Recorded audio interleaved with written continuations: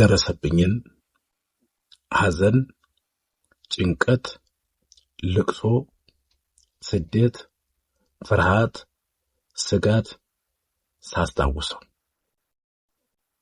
የተወደዳችሁ የእግዚአብሔር ቤተሰቦች እንደምን ዋላችሁ? እንደምን ቆያችሁ? እንደምን ከረማችሁ? እኔ ቆሞስ መልአከ ገነት አባ ወልደ ጊዮርጊስ አበጀ እባላለሁ። የዓለም ስሜ ወይም ደግሞ ከመመንኮሴ በፊት ስጠራበት የነበረው ስም ፍስሐ ይባላል። ፍስሐ ብሎ የጠራኝ ወይም ደግሞ ያወጣልኝ የእናቴ አባት ታላቁ አረጋዊ ሽማግሌ ጸሎተኛው አባት ግራዝማች በላይ የእናቴ አባት እንደሆነ ሰምቻለሁ። እኔ የተወለድኩት በ1962 ግንቦት 23 ዓመተ ምህረት ሲሆን የተወለድኩት ደግሞ በቀድሞ ስም አጠራሩ በላስታ አውራጃ ድፍቋ ሚካኤል በሚባል አካባቢ ነው።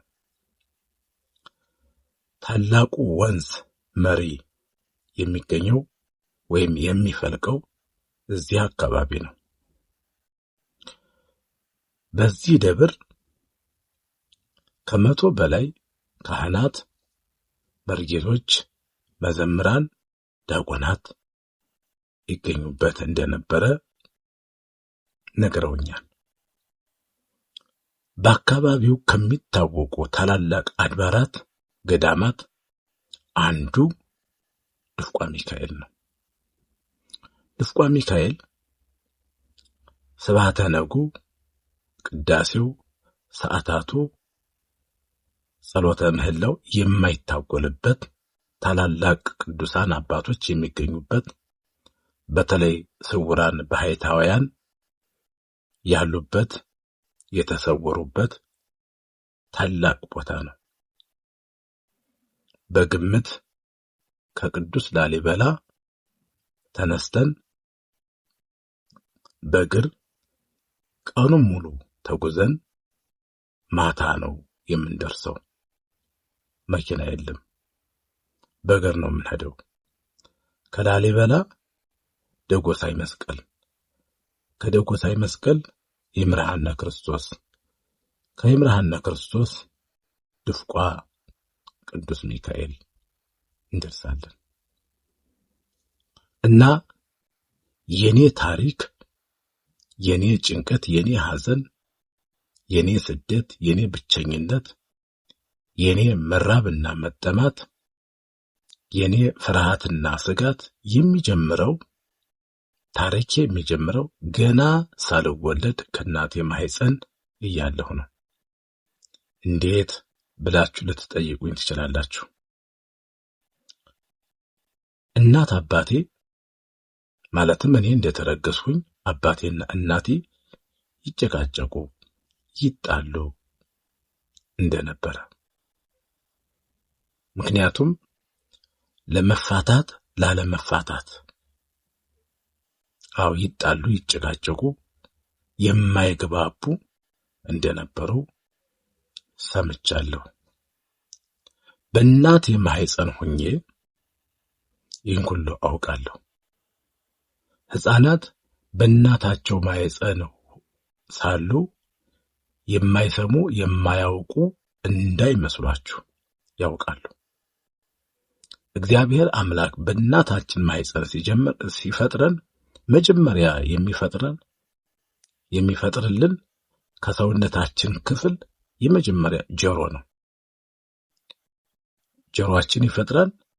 ገና በእናታችን ማህፀን እያለን እንሰማለን። ለዚህም ነው መጥምቀ መለኮት ቅዱስ ዮሐንስ ገና በእናቱ ማህፀን ሳለ እመቤታችን ወላዲተ አምላክ ወደ ዘካርያስ ቤት ኤልሳቤጥን ልትጠይቃት በሄደች ጊዜ በማህፀኗ ያለው ዮሐንስ ለእመቤታችን ለወላዲተ አምላክ ለጌታችን ለኢየሱስ ክርስቶስ 3 ጊዜ ዘለለ፣ ሰገደ፣ አመሰገነ ይላል።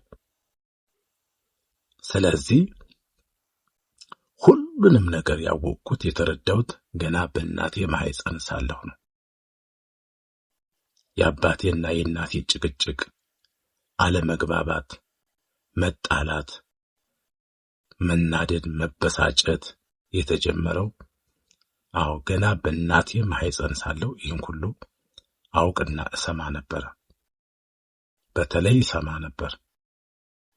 ተወለድኩ፣ ክርስትና ተነሳሁ፣ ተጠመቅኩ፣ ልጅነትን አገኘሁ።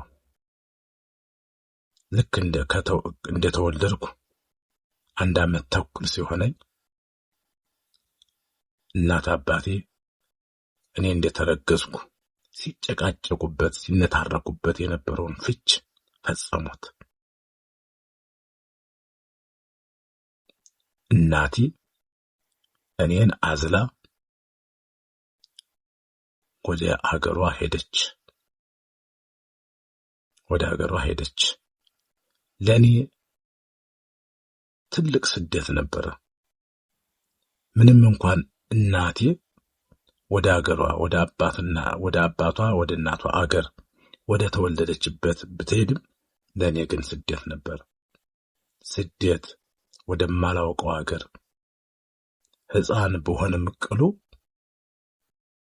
ተወልጄ እትብቴ ከተቆረጠበት ክርስትና ከተነሳሁበት ከአባቴና ከእናቴ ጋራ ከኖርኩበት ድፍቋ ሚካኤል ተነስቼ ተሰድጄ ወደ እናቴ ሀገር ዋላዚ ማርያም መሄድ ለኔ በጣም ከባድ ሐዘን ነበር። ከባድ ጭንቀት፣ ፍርሃት ነበረብኝ። ሕፃንም በሆነም ቅሉ በአእምሮዬ ይሄ ይመላለስ ነበር። እንዴት አወቀው? እንዴት ተረዳው? ሕፃን አይደለህም እንዴት ታውቃለህ ልትሉኝ ትችላላችሁ። አውቃለሁ፣ ይሰማኛል። ሕፃናት የማያውቁ እንዳይመስሏችሁ፣ ያውቃሉ።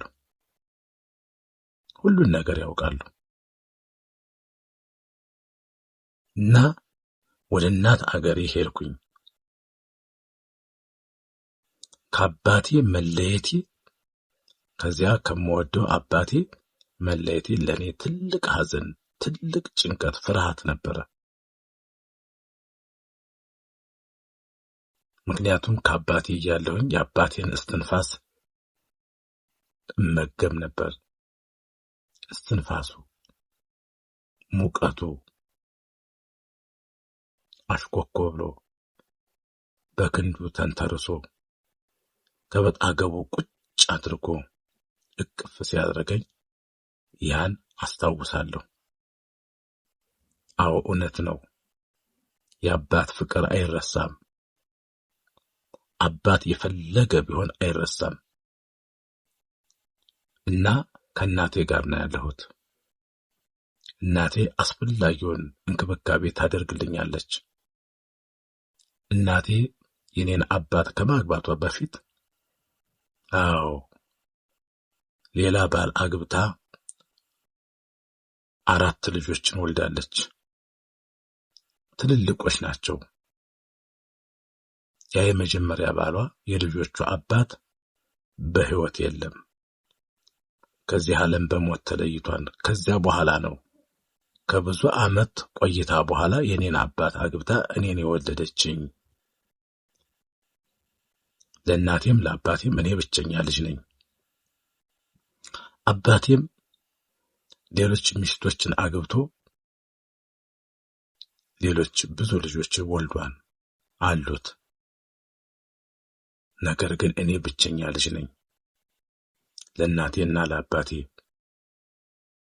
እነሱ ከእናታቸው ጋር ነው ያሉት። እኔ ግን ከሁለት ተከፍያለሁ። ስጋዬ ከእናቴ ጋር፣ መንፈሴ ህሊናዬ ከአባቴ ጋር ከሁለት ተከፍያለሁ። የተወደዳችሁ የእግዚአብሔር ቤተሰቦች፣ የእናት አባት ፍቺ መለያየት ልጆችን ከሁለት ይከፍላል።